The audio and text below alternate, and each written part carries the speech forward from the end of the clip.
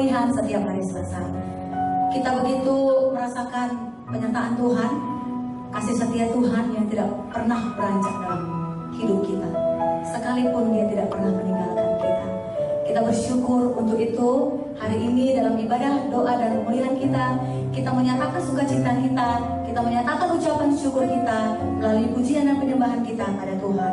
Tapi sebelum kita mulai ibadah kita, mari terlebih dahulu kita mendengarkan tiupan sangkakala.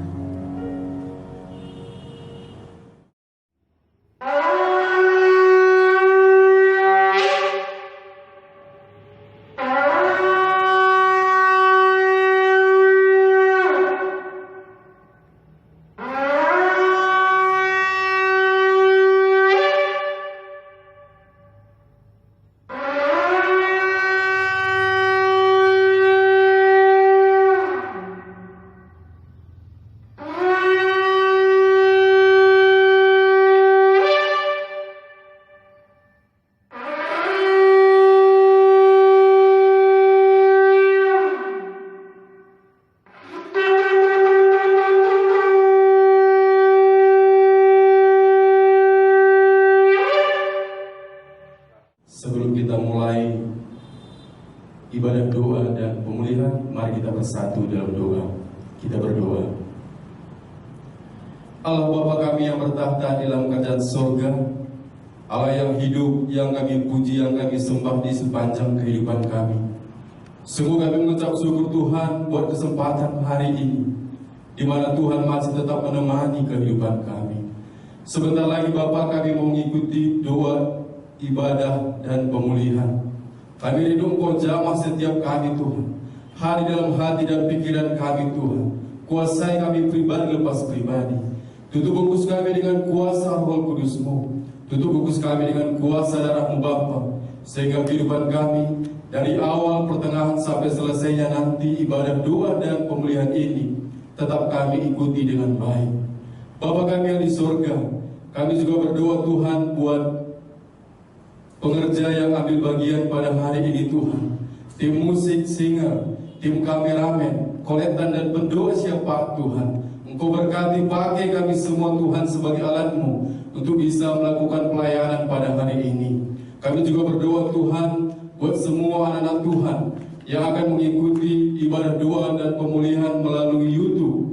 Kami rindu Engkau jamah setiap mereka Tuhan, sehingga mereka juga tetap akan disegarkan oleh pujian, oleh firman yang akan mereka dengar melalui YouTube Tuhan.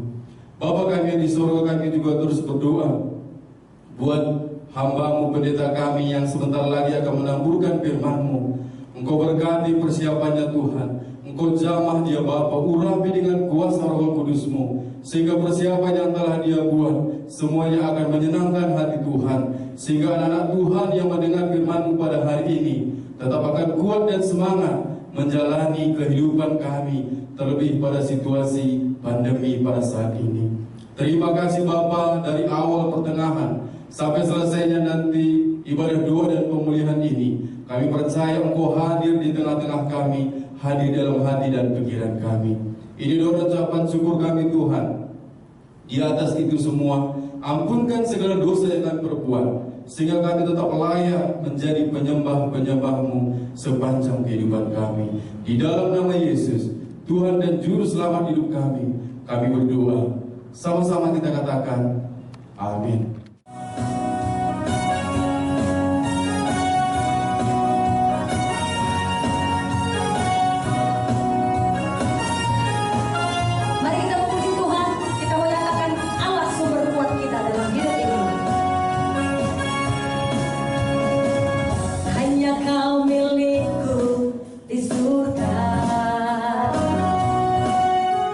Yang ku ingini di bumi hanya Kau.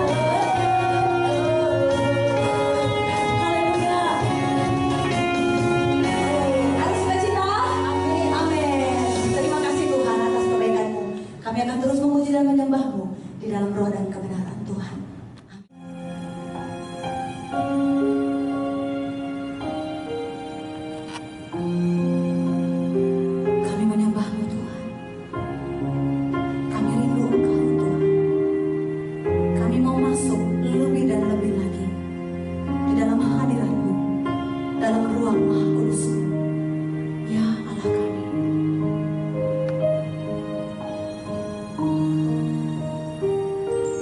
Saat berdoa, Tuhan bekerja, Tuhan menggerakkan tangannya. Doa melakukan yang tak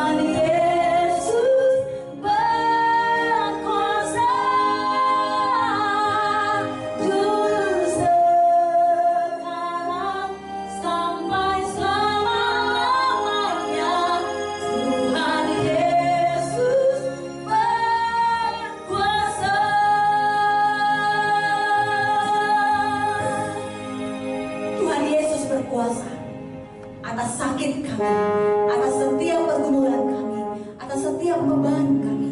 Sukacita kami ada karena-Mu ya Tuhan. Terima kasih Bapa buat waktu yang indah ini.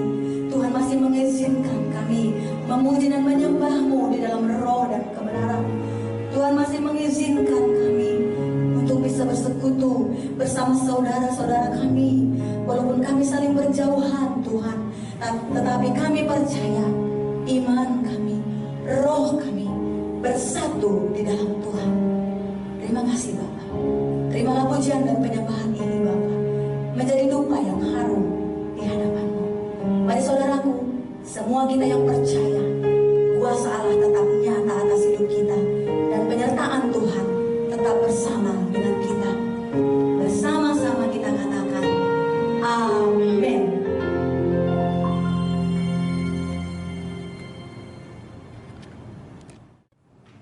Saat ini marilah kita berdoa untuk menaikkan doa-doa sahabat kita. Allah Bapa yang di sorga, Allah yang penuh kasih, Allah yang penuh dengan kuasa. Terima kasih Tuhan buat penyertaan Tuhan di dalam ibadah doa dan pemulihan kami saat ini. Meskipun kami beribadah di rumah kami masing-masing Tuhan, kami percaya Bapa, kuasa-Mu tetap bekerja di atas diri kami semua Tuhan. Begitu juga semua kami yang mendengarkan saat ini. Bapa dalam sorga, kami juga berdoa Tuhan untuk situasi dan kondisi yang sedang kami hadapi saat ini Tuhan, di mana pandemi COVID-19 yang semakin meningkat Tuhan, dan semakin banyak penyebarannya Bapa. Bapa dalam sorga, tolong kami Tuhan, biarlah Engkau menjamah kami semua Tuhan. Engkau yang melindungi kami Bapa, memproteksi kami Tuhan, supaya kami terhindar daripada COVID-19 ini Tuhan.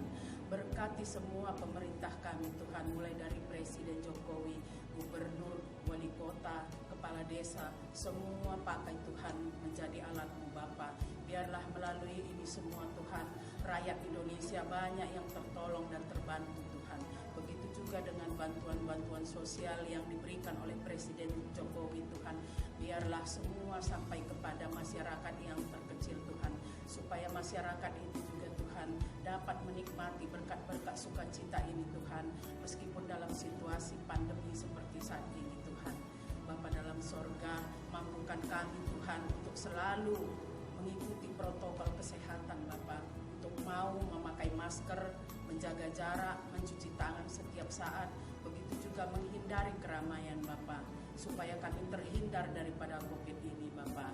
Bentengi kami Tuhan, begitu juga Tuhan pakai semua pemerintah kami Tuhan, supaya negara kami ini semakin tertib dan aman Bapa.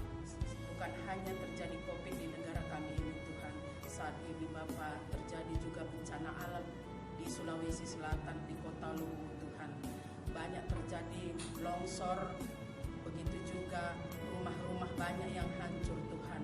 Ini pun Tuhan, kami mohon campur tangan Tuhan, jamah pemerintah setempat Bapa, supaya daerah Sulawesi Selatan ini Tuhan terus dilindungi Tuhan, dibantu oleh pemerintah kami Bapa. Biarlah Tuhan rakyat di Sulawesi Selatan ini Tuhan semakin banyak yang dekat dengan Engkau, dan pertobatan terjadi di Sulawesi Selatan ini. Kami percaya Tuhan atas kuasa-Mu yang luar biasa Tuhan, memampukan pemerintah kami Tuhan untuk menolong saudara-saudara kami Tuhan, supaya mendapatkan makanan, begitu juga dengan tempat tinggal yang layak Bapa. Bapa dalam sorga, begitu juga dengan TNI dan Polri yang ada pada saat ini Tuhan, berkati semua Tuhan di dalam menjaga keamanan negara kami ini Bapa. Terlebih-lebih Tuhan di dalam mengawasi protokol kesehatan Bapa, begitu juga dengan mengawasi keadaan dan situasi kami ini Tuhan. Tolong pemerintah kami ini Tuhan, TNI dan Polri ini Tuhan, untuk terus dimampukan Bapa, supaya TNI ini Bapa bisa menjalankan tugas-tugasnya dengan baik Bapa, membantu dan menolong rakyat Indonesia ini Tuhan. Terima kasih Bapa dalam sorga, kami percaya Tuhan Engkau sudah dengarkan dan menjawab semua doa-doa kami. Tepat pada waktunya nanti Tuhan, semua akan terjadi, dan virus ini juga akan berlalu dan hancur dalam nama Yesus. Terima kasih Bapa. Sebelumnya ampunkan bangsa negara kami ini juga Tuhan, ampuni kami semua Tuhan atas salah dosa yang kami lakukan Tuhan. Karena banyak terjadi perselingkuhan, begal, narkoba di negara kami ini. Tuhan, jamah kami semua Tuhan, ubah hati kami Tuhan untuk lebih dekat dengan Engkau Tuhan. Kami percaya Tuhan pemulihan akan terjadi di negara dan bangsa kami ini. Terima kasih Bapa, terpuji termulia Engkau Allah kami yang hidup, yang mampu menyelesaikan setiap persoalan yang kami hadapi. Kami datang di dalam nama Yesus Kristus yang telah menjawab doa-doa kami. Haleluya, kita yang berdoa sama-sama kita katakan amin.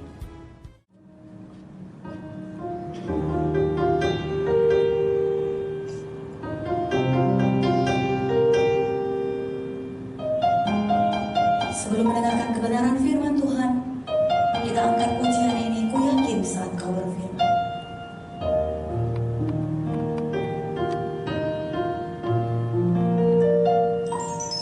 Ku yakin saat kau berfirman, ku menang saat kau bertindak. Hidupku hanya ditentukan oleh perkataanmu.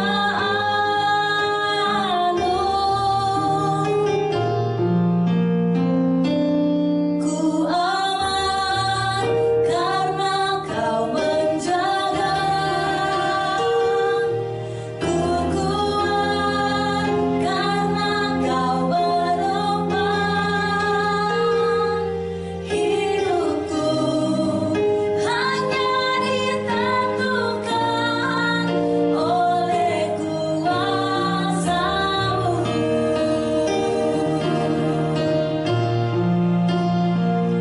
Bagi Tuhan tak ada yang mustahil.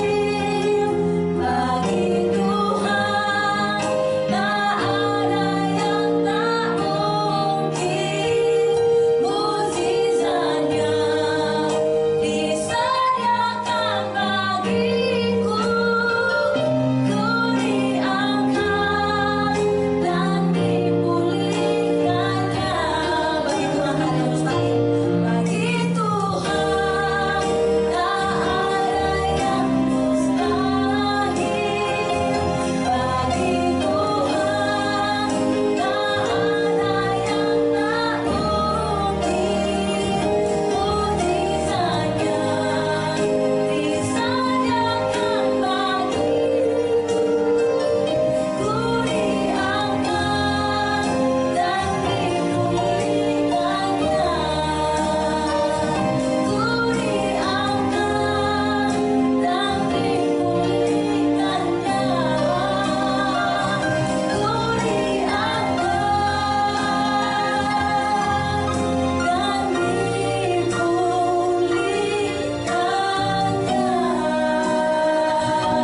Ku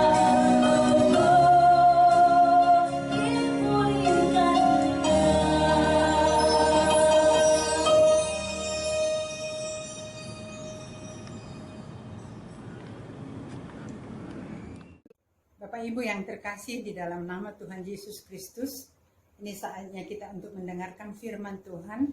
Namun sebelumnya saya bertanya bagaimana dengan kabar Bapak Ibu semuanya? Semuanya sehat kan? Luar biasa, dahsyat. Walaupun kita tinggal di rumah tapi kita tetap sehat dan sukacita. Sebelum kita mendengarkan firman Tuhan, kita berdoa terlebih dahulu. Kita bersatu di dalam doa. Ya Allah semesta alam, kami sangat mengasihi-Mu Tuhan. Tapi kami tahu Engkau jauh lebih mengasihi kami daripada kami mengasihi Engkau.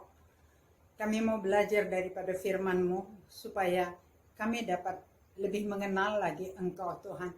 Sebagaimana Ayub katakan, sesudah mengalami masa penderitaan, dia sudah mendengar Tuhan dan sudah mengenal Tuhan lebih jauh lagi daripada sebelum ia mengalami penderitaan. Biarlah kami Tuhan lebih mengenal Engkau lebih jauh lagi. Roh Kudus ajari kami. Roh Kudus urapi kami. Di dalam nama Yesus kami berdoa, kami bersyukur. Haleluya. Amin. Firman Tuhan yang sampai kepada kita pada saat ini diambil dari Ayub 42 ayat 10. Firman Tuhan diambil dari Ayub 42 ayat 10. Demikian bunyinya. Lalu Tuhan memulihkan keadaan Ayub setelah ia meminta doa untuk sahabat-sahabatnya, dan Tuhan memberikan kepada Ayub 2 kali lipat dari segala kepunyaannya dahulu. Demikianlah firman Tuhan. Berbahagia kita yang mendengar firman Tuhan, terutama yang melakukannya dalam kehidupannya sehari-hari. Bapak Ibu yang terkasih dalam nama Tuhan Yesus Kristus, awal dari kehidupan Ayub adalah kehidupan yang penuh dengan sukacita, penuh dengan kemewahan, penuh dengan semua apa yang dia butuhkan, dia penuh mendapatkan semuanya. Namun satu kali Tuhan sedang berkumpul dengan anak-anaknya di surga, lalu datanglah iblis. Kemudian Tuhan bertanya kepada iblis, "Hei iblis, dari manakah engkau?" Kemudian iblis berkata, "Aku sedang mengidar-ngidar tadi di bumi." "Oh, adakah engkau lihat hambaku Ayub yang sangat setia kepadaku?" Kemudian iblis berkata, "Ya, sudah pasti dia setia, dia taat. Karena engkau memberikan semua apa yang dia butuhkan. Kalau begitu apa maumu," kata Tuhan. "Kalau dia tidak mempunyai semua yang seperti yang dia miliki sekarang, dia tidak akan begitu takut akan engkau, tidak akan begitu hormat kepadamu. Oh, kalau begitu silakan apa yang engkau mau perbuat, tapi sayangkanlah akan nyawanya."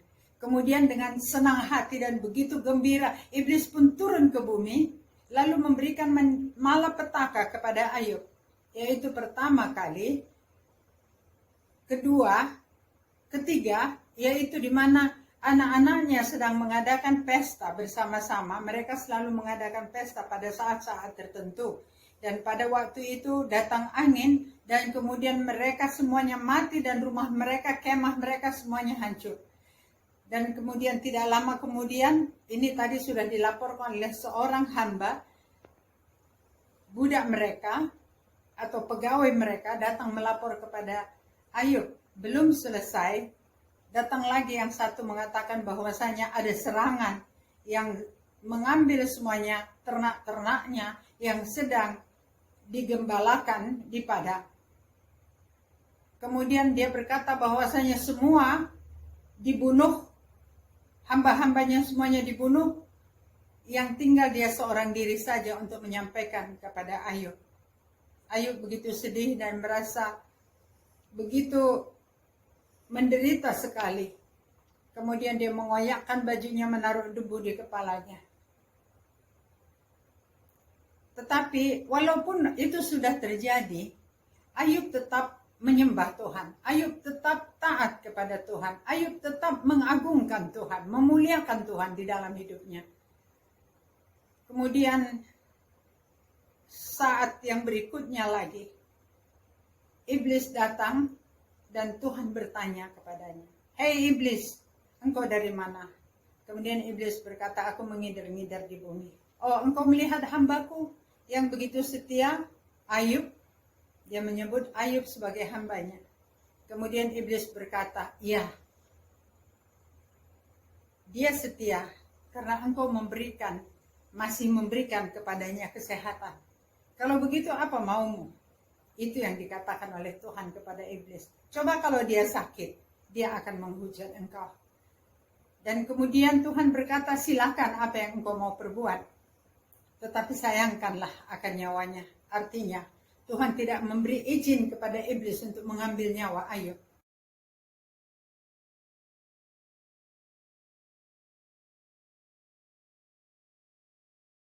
Ayub sakit, badannya kena borok semuanya, gatal dan sakit yang harus dia tahankan. Pada saat kami pergi ke Israel, tour leader mengatakan bahwasanya gua yang seperti inilah dulu, yang ada batu-batu di pinggirnya, sehingga Ayub bisa menggesekkan punggungnya yang tidak bisa dia pegang, untuk menahankan gatal, untuk mengurangi rasa gatal dan rasa sakitnya. Itu yang terjadi. Kemudian apa yang dikatakan oleh istri Ayub? kepadanya, "Hei Ayub, masihkah engkau terus juga menyembah Tuhanmu itu? Hujatlah Tuhanmu itu, lalu matilah engkau." Itulah yang dia katakan kepada suaminya. Tapi Ayub berkata, "Aku akan tetap menyembah Tuhan. Aku akan tetap taat dan setia kepadanya." Sungguh luar biasa. Seorang yang begitu sangat kaya rayanya pada waktu itu. Sesudah dia berada di dalam keterpurukan yang luar biasa. Hartanya semuanya hilang. Kemahnya, anak-anaknya, semuanya. Dan belakangan kesehatannya juga. Saya penasaran pada waktu itu dan saya bertanya kepada seorang pendeta, berapa lamakah dia menanggungkan rasa sakit itu? Katanya menurut yang dia pelajari, ada selama 37 tahun. Bapak Ibu yang terkasih, kadang-kadang kita masih 1 minggu saja tertidur di tempat tidur, kita sudah merasa jenuh. Akhir-akhir ini kita diharuskan tinggal di rumah. Kita merasa jenuh, banyak yang mengeluh. Tetapi Bapak Ibu yang terkasih, semua cobaan itu harus kita alami. Dan kita harus meminta kekuatan kepada Tuhan. Sehingga pada saat sekarang ini, kita akan melihat apa yang belum pernah kita lakukan. Mungkin saat ini bisa kita lakukan. Bapak Ibu yang terkasih, ada 3 orang sahabat Ayub. Mungkin seperti kalau zaman sekarang mereka mengadakan arisan. Apakah setiap bulan, apakah setiap 3 bulan, apakah setiap 6 bulan, apakah setiap tahun. Pada saat ketiga sahabatnya, yang namanya adalah Elifaz, Bildad, dan Zofar. Mereka melihat bagaimana keadaan Ayub pada waktu itu. Dan mereka sangat terkejut. Dan mereka tidak tahu apa yang harus mereka katakan. Mereka berusaha dalam hatinya barangkali, aduh kasihan sekali teman kami ini. Kemudian mereka juga mengoyakkan jubahnya, mengambil abu dan menaruhnya di kepalanya. Dan mereka duduk di tanah bersama-sama dengan Ayub. Dan selama 7 hari 7 malam, mereka tidak mengucapkan sepatah kata pun. Saking terkejutnya melihat situasi keadaan dari Ayub. Cuma firman Tuhan, di dalam firman Tuhan tidak ada diceritakan pada waktu itu di manakah istri Ayub. Tidak ada disebutkan. Bapak Ibu yang terkasih, mereka tidak berbicara selama 7 hari 7 malam. Ada puasa yang namanya puasa Ayub. Selama masuk di dalam puasa Ayub ini, kita tidak boleh berbicara. Kalau umpamanya dari jam 6 pagi sampai jam 6 sore, sepanjang hari itu, kita tidak boleh berbicara dengan siapapun, ketemu dengan siapapun, kita tidak boleh berbicara. Kita tidak boleh mendengar radio, kita tidak boleh menonton TV, kita tidak boleh mengirim dengan HP, kita tidak boleh bernyanyi dengan mengeluarkan suara. Semuanya hanya ada di dalam hati. Itu meniru daripada kejadian pada waktu sahabat-sahabat Ayub datang menemui dia.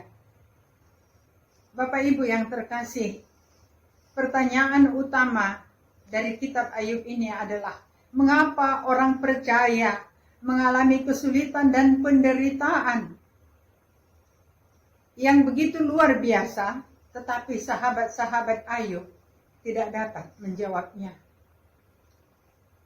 Tapi menurut sahabat-sahabat Ayub bahwa kejadian yang menimpa Ayub itu karena dosa dan salah yang diperbuat oleh Ayub, tapi belum diakuinya. Ayub berkata kepada temannya bahwa teman-temannya itu berkata tidak benar.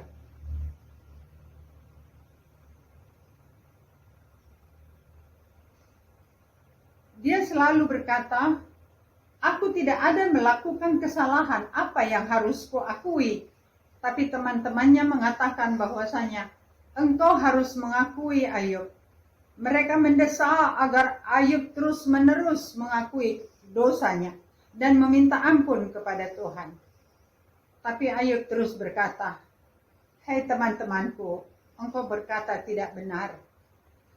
Kemudian ketiga sahabat utamanya itu adalah mereka itu mengajarkan hal-hal yang menurut prinsip balas jasa dalam hal kemakmuran dan penderitaan. Mereka mengatakan bahwasanya kalau kita berbuat baik, Tuhan itu pasti akan memberikan kita kemakmuran. Tapi kalau kita berbuat jahat atau dosa, kita minta ampun dan tidak mau mengakuinya, kita akan mengalami penderitaan. Tapi Ayub terus membantah apa yang dikatakan oleh teman-temannya ini, sahabat-sahabatnya ini. Bapak Ibu yang terkasih, saya tidak tahu kalau sahabat kita mengatakan sesuatu kepada kita seperti ini, apakah yang akan menjadi jawaban kita? Mereka terus saja mendorong Ayub untuk mengaku dosa yang sebenarnya tidak ada di perbuatnya. Kata mereka, supaya engkau lolos daripada perbuatan ini, lolos daripada penderitaan ini, supaya engkau diberkati, supaya engkau diberikan lagi kembali kekayaanmu, akuilah dosa-dosamu. Ini berarti kalau memang Ayub mengatakan hal yang sama, berarti dia sudah mengakui apa yang dikatakan oleh iblis. Bahwasanya iblis mengatakan, ya Tuhan, sudah pasti Ayub itu sangat menyembah engkau, sangat setia kepadamu, karena dia sudah memiliki segalanya. Tapi sekarang Ayub sudah memperlihatkan, sudah membuktikan bahwasanya tanpa harta. Malahan dia sekarang dalam keadaan kesakitan yang luar biasa. Mungkin sudah berapa tahun dia dalam keadaan sakit, tapi dia tetap setia kepada Tuhan. Mereka berbicara dengan angkuh kepada Ayub. Dan mereka menyatakan, ketika mereka menyatakan bahwa Tuhan mendukung mereka dengan apa yang mereka perkatakan. Bapak Ibu yang terkasih, padahal penderitaan itu diizinkan Tuhan, itu hanya beberapa waktu lamanya. Dan Tuhan akan segera turun tangan untuk menolong, mengeluarkan kita daripada penderitaan itu. Tapi boleh juga kita merasakan bahwasanya pada saat kita mengalami penderitaan, kita tidak pernah berpikir bahwa penderitaan itu akan datang. Kita pun tidak pernah berpikir bahwa satu saat kita harus tinggal di rumah. Kita harus memakai masker. Kita harus sebentar-sebentar cuci tangan. Dan kita harus menjaga jarak walaupun dengan anak kandung kita sendiri. Walaupun dengan orang yang kita kenal, orang yang sahabat kita atau barangkali saudara-saudara kita. Kita tidak pernah memikirkan hal itu, tidak pernah timbul dalam pikiran kita. Tapi inilah kenyataannya. Jadi pada saat-saat seperti ini diberikan Tuhan kepada kita kesempatan untuk lebih mendekatkan diri lagi kepada Tuhan. Seperti saat sekarang ini kita melihat, apalagi pada waktu mula-mula terjadi COVID-19 ini. Kita melihat bagaimana di Italia, di negara-negara lain, mereka pergi ke jalan dan mereka di situ berlutut, menyembah Tuhan sambil menangis, berseru-seru kepada Tuhan. Tolong kami Tuhan, sekarang untuk dikuburkan pun tidak ada lagi kuburan. Tidak ada lagi orang yang menguburkan pun kalau ada yang meninggal. Itulah yang mereka katakan. Bapak Ibu yang terkasih, kedudukan Ayub sangat benar di hadapan Tuhan. Tuhan berkenan kepada Ayub. Dan Tuhan menyuruh supaya Ayub itu berdoa untuk sahabat-sahabatnya. Oleh karena itu, walaupun pada awalnya Ayub sendiri merasa sakit sekali apa yang diperbuat oleh sahabatnya, tuduhan-tuduhan yang begitu menyakitkan, tapi dia mengikuti apa yang disuruh oleh Tuhan. Tuhan mengatakan kepadanya, doakanlah sahabat-sahabatmu itu. Bapak Ibu yang terkasih, sanggupkah kita mendoakan orang yang begitu menyakiti hati kita? Banyak orang yang mengatakan kepada saya, ada yang datang dia konseling mengatakan bahwasanya suaminya selingkuh. Kemudian saya katakan, kalau suamimu selingkuh, doakan dia. engkau harus lebih banyak berdoa untuk dia. Jangan biarkan dia lepas, karena engkau dan dia sudah dipersatukan oleh Tuhan. Tapi dia mengatakan begini, bagaimana mungkin aku bertahan? Mungkin itu lebih baik kalau aku minta cerai saja. Karena semua apapun yang kulakukan, semuanya salah di matanya. Yang tidak ada pun bisa dibikinnya ada. Yang tidak salah pun bisa dibikinnya salah. Dan dia selalu memuji-muji wanita itu di depanku sendiri. Dan dia selalu mengatakan bahwa wanita selingkuhannya itu jauh lebih baik daripada aku. Itu yang dia katakan. Tapi saya katakan kepadanya, apa yang terikat di bumi ini ada terikat di surga. Matius 18 ayat 18. Apa yang terjadi di bumi ini terjadi di surga. Engkau sudah diberkati oleh Tuhan di gereja. Oleh karena itu engkau sudah menjadi satu di bumi dan menjadi satu di surga. Jadi kalaupun dia punya wanita selingkuhan, jangankan 100 pun wanita selingkuhannya, itu tidak ada yang sah. Jikalau engkau tetap bertekun, meminta kepada Tuhan, berseru-seru kepada Tuhan, engkau meminta dengan sungguh-sungguh dan lebih mendekatkan diri lagi kepada Tuhan. Namun, engkau harus terlebih dahulu mengampuni orang yang bersalah itu. Karena di dalam Markus 11 ayat 24 mengatakan, jikalau engkau berdoa, apapun yang engkau minta, asal engkau percaya, engkau pasti akan menerimanya, karena Tuhan sudah memberikannya kepadamu. Tetapi ayat yang ke-25, engkau harus mengampuni orang yang bersalah kepadamu. Jadi Bapak Ibu yang terkasih, saya percaya bahwasanya Ayub juga sudah mengampuni sahabat-sahabatnya. Mengenai wanita yang konseling tadi, setelah sekian lama, dia berdoa terus untuk suaminya. Dia dengar apa yang kita katakan. Dia dengar apa yang dikatakan Tuhan kepadanya. Dia berdoa untuk suaminya. Dia perbaiki apa yang suaminya tidak suka. Akhirnya suaminya kembali kepadanya. Begitu juga dengan Ayub. Dia ampuni setiap orang yang bersalah kepadanya. Kemudian dia doakan mereka. Doa syafaat yang disampaikan oleh Ayub. Dia berdoa untuk teman-temannya itu. Dan doanya didengarkan Tuhan. Dan doanya itu dikabulkan Tuhan. Ayub memperoleh pemulihan juga bagi semua orang-orang percaya. Ada 3 hal yang kita bisa ambil dari peristiwa Ayub ini. Nomor 1, maksud penebusan Allah berhubungan dengan penderitaan Ayub. Tuhan akan berbuat apa yang secara kekal hal yang terbaik bagi kerajaannya. Jadi Tuhan itu mengizinkan penderitaan itu terjadi kepada kita. Dan sehubungan dengan penderitaan itu, Tuhan akan melihat dan akan membuat yang terbaik bagi kerajaannya yang kekal. Dan dia memulihkan Ayub. Walaupun Ayub terus menyembah Tuhan. Kemudian yang kedua, Tuhan akan mengulurkan tangannya menolong orang yang bertekun. Kita melihat bagaimana Ayub itu terus bertekun. Terus percaya kepada Tuhan. Malahan dia katakan, sekaranglah aku baru benar-benar mengenal Tuhan setelah aku mengalami penderitaan yang seperti ini.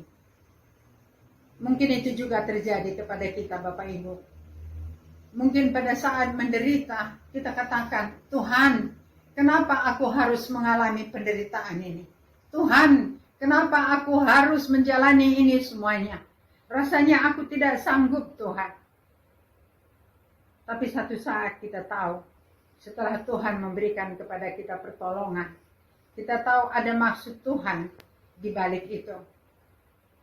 Seperti yang ada dinyatakan dalam Roma 8 ayat 28, bahwasanya segala penderitaan kita itu ada maksud Tuhan secara rohani untuk kebaikan kita dan juga untuk kebaikan daripada kerajaannya. Kemudian Tuhan akan mengulurkan tangannya dan menolong orang-orang yang bertekun. Tuhan Maha Penyayang dan Maha Pengasih. Itu dinyatakan di dalam Yakub 5 ayat 11. Kemudian yang ketiga, orang yang setia kepada Allah. Di tengah pencobaan, akhirnya akan mengalami sukacita yang luar biasa. 1 Petrus 5 ayat 10. Bahwasanya orang yang terus bertekun dan orang yang terus tetap setia kepada Tuhan, akhirnya setelah Tuhan menolong, dia akan mendapatkan sukacita yang luar biasa. Seperti apa yang terjadi kepada Ayub. Dia dipulihkan. Semua harta-hartanya dikembalikan Tuhan 2 kali lipat. Dan sekarang dia memperoleh 14.000 ekor kambing domba, 6.000 ekor unta, 1.000 pasang lembu, 1.000 ekor keledai betina. Itu kalau dihitung saya nggak tahu berapa ratus miliar uangnya. Karena sekali waktu kami ada di Gunung Sinai, ada orang Eropa yang naik unta, kemudian untanya jatuh ke jurang. Rame-rame orang Badui itu turun untuk menolong unta ini.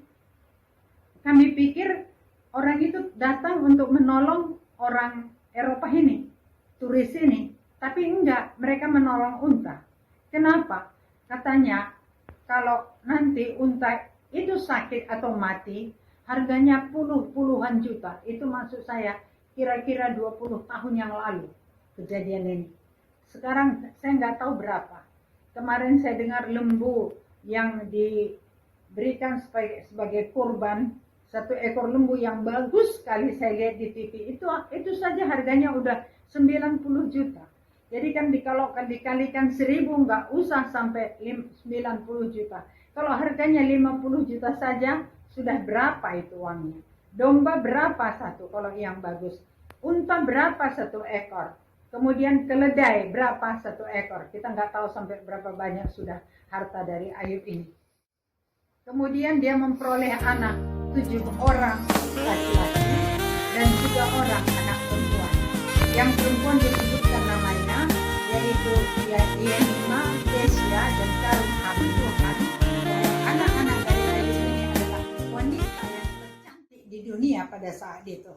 Dan 7 orang anaknya laki-laki adalah pria yang paling tampan di dunia pada saat itu. Bapak Ibu yang terkasih, dari pelajaran ini kita dapat mengambil kesimpulan bahwa orang yang percaya, orang yang setia, orang yang taat, orang yang terus menyembah Tuhan, apapun keadaannya Tuhan pasti akan mengulurkan tangan dan terus berdoa, mengampuni. Oleh karena itu kita juga setiap orang, siapapun kita, marilah kita mengampuni. Karena dengan mengampuni, doa-doa kita akan dikabulkan Tuhan. Kita akan terus mengampuni. Doa kita pasti akan dikabulkan Tuhan. Kita akan mendapatkan pemulihan lebih-lebih lagi daripada Ayub ini. Karena kadang-kadang kita tidak bisa memikirkan, kita tidak bisa menghitung-hitung, atau kita tidak bisa menafsirkan bagaimana nanti pertolongan Tuhan kepada kita. Mungkin kita pikir Tuhan akan menolong kita 2 kali, tapi ternyata sampai 5 kali kita ditolong Tuhan. Tuhan yang memberkati kita dan Tuhan yang memampukan kita. Roh Kudus yang akan membimbing kita supaya kita dapat mengampuni orang lain. Dan supaya kita juga mendoakan orang-orang yang menyakiti hati kita. Kita berdoa. Terima kasih Tuhan, kami mohon supaya Roh Kuduslah yang membimbing kami, memampukan kami untuk dapat menerima penderitaan. Karena kami tahu penderitaan, ujian, dan cobaan itu sudah diizinkan Tuhan. Supaya di dalam ujian, penderitaan, dan cobaan itu akan ada kebaikan yang diperoleh nanti di belakang hari. Tapi yang pasti adalah untuk kebaikan kerajaan Allah. Terima kasih Bapa, mampukan kami sekali lagi. Terima kasih Bapa, Engkau Allah dahsyat, Allah yang luar biasa. Di dalam nama anak-Mu Yesus kami berdoa. Kami bersyukur. Haleluya. Shalom bagi kita semuanya.